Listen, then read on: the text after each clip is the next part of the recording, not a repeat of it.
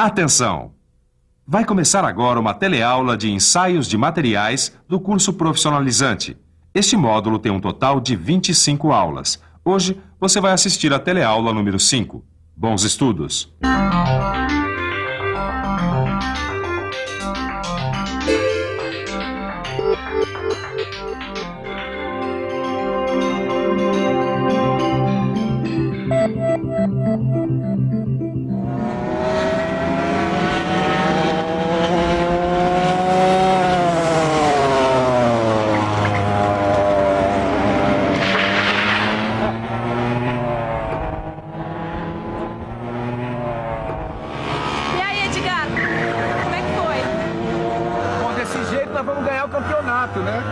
É o que eu sempre digo, Ed. Não adianta nada ter uma máquina poderosa que nem a nossa se o piloto não conseguir tirar dela tudo que ela tem para dar. No ensaio de materiais é a mesma coisa. Não adianta nada uma máquina realizar diversos tipos de ensaios se o profissional não sabe analisar os resultados. É verdade. Só a análise dos resultados indica as principais propriedades que podem ser obtidas no ensaio de tração. Por isso, na teleaula de hoje, você vai ver como são determinadas essas propriedades e qual a sua importância no dia a dia e nas aplicações na área da mecânica. E agora segura firme que a nossa teleaula está começando.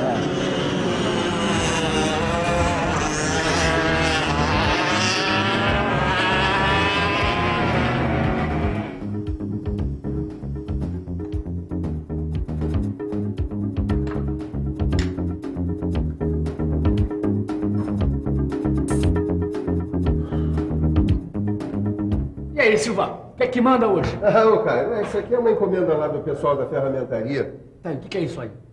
É uma peça nova que eles vão produzir por estamparia. O que a gente tem a ver com isso? Escuta aqui, cara, você tá ou não tá fazendo estágio em ensaio de materiais? Tô. Desculpa, Silva. É que hoje eu tô um pouco distraído. Mas eu entendi o que você quis dizer. Como eles vão ter que produzir essa peça pela primeira vez por estampagem, eles têm que determinar a recuperação elástica que esse material vai sofrer após ser estampado, né? Exatamente. E o pessoal lá da ferramentaria sabe que as peças não vão ter as mesmas dimensões das da matriz, exatamente por causa da recuperação elástica do material. E essa recuperação corresponde ao alongamento elástico? Corresponde. E como você sabe, Caio, a gente mede o alongamento elástico do corpo de prova aqui com esse equipamento, com esse aparelho, o extensômetro, que fica preso no corpo de prova. Portanto, com o extensômetro preso no corpo de prova, você consegue medir o alongamento elástico. Agora, você se lembra que o alongamento plástico define a ductilidade do material? Isso quer dizer que quanto maior for o alongamento plástico do material, mais fácil ele vai ser deformado. E no dia a dia da indústria é muito importante conhecer o alongamento. Afinal, é pelo alongamento que nós podemos saber qual tipo de material é o mais indicado para um determinado processo de produção. Ou seja, se é melhor trabalhar com forjamento a frio, com laminação, com estamparia profunda ou com algum outro processo. Isso vai depender do alongamento do material usado. E para calcular esse alongamento, você já sabe, basta que do comprimento final você subtraia o comprimento inicial e divida o resultado pelo comprimento inicial. Edgar, eu já sei como medir o comprimento final desse corpo de prova. Ah, é? E como é? Eu vou usar esses riscos que foram feitos durante a preparação do corpo de prova. Agora que você vai ver como esses riscos são úteis, viu? Olha, antes de mais nada, a gente precisa juntar as duas partes do corpo de prova. Mas elas têm que ficar bem juntinhas. Aí é só definir o risco mais próximo da ruptura, que deve estar mais ou menos no meio da parte útil. Depois de definido, é só contar a metade das divisões para um lado, 1, 2, 3, 4, 5, e para o outro, 1, 2, 3, 4, 5. Para chegar ao comprimento final, só é preciso medir a distância entre os dois extremos desta contagem. Só que esse método, Edgar, só funciona quando o corpo de prova rompe bem no meio da parte útil. Porque se a ruptura acontecer fora do centro, aí é preciso usar um método que é um pouco diferente. Então veja como é fácil esse método. Ele também começa com a localização do risco, que fica mais perto da ruptura. Depois, contamos N sobre 2 divisões de um dos lados. E no comprimento do lado oposto, compensamos com o número de divisões que forem necessárias para chegar a N sobre 2 divisões. Para descobrir o comprimento final, basta acrescentar ao número de divisões do lado menor as divisões necessárias para completar as N sobre 2 divisões. Se o peso no elevador for maior do que o permitido, o limite elástico do cabo de aço que sustenta o elevador pode ser ultrapassado. Aí o problema é que se a solicitação for acima do limite elástico, pode ocorrer uma deformação permanente, que pode levar a um rompimento do cabo. Por isso que é muito importante que o profissional da mecânica conheça muito bem o significado do limite elástico. Limite elástico significa a máxima tensão a que uma peça pode ser submetida sem sofrer uma deformação permanente. Você sabe como é que se faz para determinar esse valor? A rigor, seria preciso carregar e descarregar várias vezes, aumentando aos poucos a carga até se chegar a uma tensão que determinasse com precisão uma deformação permanente. É claro que isso ia dar um trabalhão enorme. Foi por isso que, sentindo a necessidade de determinar o limite elástico, em 1939, um cientista chamado Johnson bolou uma maneira de determinar o limite elástico aparente, que acabou sendo batizado de limite Johnson. Limite Johnson é igual à tensão na qual a velocidade de deformação é 50% maior do que na origem. Veja como ele é determinado. Antes de mais nada, é preciso traçar uma reta perpendicular ao eixo das tensões fora da região da curva tensão-deformação. Em seguida, é feito o prolongamento da reta da zona elástica, a partir do ponto O até que ela corte a reta FD no ponto E. Depois, é preciso marcar o ponto D, para que a medida do segmento FD seja igual a 1,5 vezes o segmento FE. Agora é só riscar a reta OD e traçar a reta MN, paralela à reta OD, tangenciando a curva tensão-deformação. Aí está. O limite Johnson é o valor de tensão do ponto tangencial A. Tá aqui, Silva. Já achei o limite Johnson desse corpo de prova. Ah, muito bom. Ô, Caio, você sabe que existe uma alternativa para o limite elástico? Não, qual é? É o limite de escoamento. É que ele também define o começo da deformação permanente. E como é que eu acho o limite de escoamento, então? É só prestar atenção na parada da escala da força durante o ensaio e no patamar produzido aqui por esse gráfico pela própria máquina. Com esse dado, é possível calcular o limite de escoamento do material. Só que vários metais não possuem escoamento, Até mesmo as ligas que possuem escoamento, muitas vezes não dá para observar. Por que, Edgar? Porque elas acontecem muito rápido e às vezes não dá para perceber quando eles acontecem.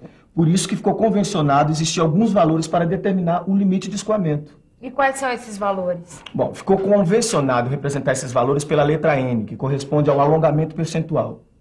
Agora veja quais são os valores de uso mais frequentes.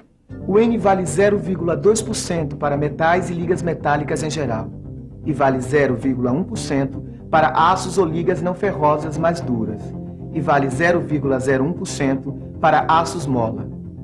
Para encontrar no gráfico o limite de escoamento desses materiais que o Edgar falou, você só precisa traçar uma linha paralela ao trecho reto do diagrama tensão-deformação, partindo do ponto N.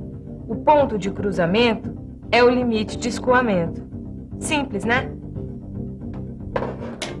Não é só simples, como também muito útil conhecer o limite de escoamento. Mas esse não é o único valor importante que deve ser conhecido. Para o seu melhor desempenho, o profissional que trabalha com ensaio de materiais deve também conhecer a tensão no limite de resistência. Esse valor é muito usado para a especificação dos materiais nas normas, já que é o único resultado preciso que pode ser conseguido num ensaio de tração. Além disso, esse valor serve como base de cálculo para todas as outras tensões determinadas no ensaio de tração. Veja aqui, por exemplo. Essa chapa de aço 1080 apresenta um limite de resistência de mais ou menos 700 megapascal. Esse valor é usado na hora em que eu encomendo esse tipo de aço. Quer dizer, o fabricante, ao produzir um novo lote, realiza um ensaio para ter certeza de que o aço possui realmente a resistência do tipo de aço que eu encomendei. Ou seja, a especificação serve para comparar a resistência do aço produzido com o valor referencial da norma. E conhecer o limite de resistência serve também para comparar materiais. Por exemplo, uma chapa de aço 1020 possui 400 megapascal, mais ou menos, de resistência à tração. Quer dizer, essa chapa de aço aqui, 1080, é 300 megapascal maior, já que o seu limite de resistência é de 700 megapascal. Se por um lado esse valor de tensão não serve para dimensionar estruturas, Caio, por outro ele serve como base para o controle de qualidade de ligas como esta. E quais são as dificuldades com a tensão de ruptura, Silva? É que fica difícil determinar com precisão o limite de ruptura, porque não dá para a gente parar o indicador de força no momento exato da ruptura. Sem falar que limite de ruptura não serve para caracterizar um material. Ué, por que não? Porque quanto mais dúctil for o material, mais ele deforma antes de romper. Bom, com tudo que você aprendeu na teleaula de hoje, você já está pronto para interpretar um relatório de ensaio de tração como esse aqui, que você encontra no seu livro de estudos. E agora, vamos para uma boa revisão. E atenção, se liga aí que é a hora da revisão. Na teleaula de hoje, você aprendeu a calcular o alongamento de um corpo de prova, viu como é determinado o limite elástico, o limite de escoamento e ainda ficou sabendo quais são as dificuldades com a tensão de ruptura. Com essa quarta e última teleaula sobre ensaio de tração, você já está pronto para um novo tipo de ensaio. Ele se chama ensaio de compressão, mas esse é um outro assunto que fica para a próxima teleaula. Enquanto isso, você resolve os últimos exercícios sobre ensaio de tração que estão no seu livro de estudo. Até a próxima. Tchau!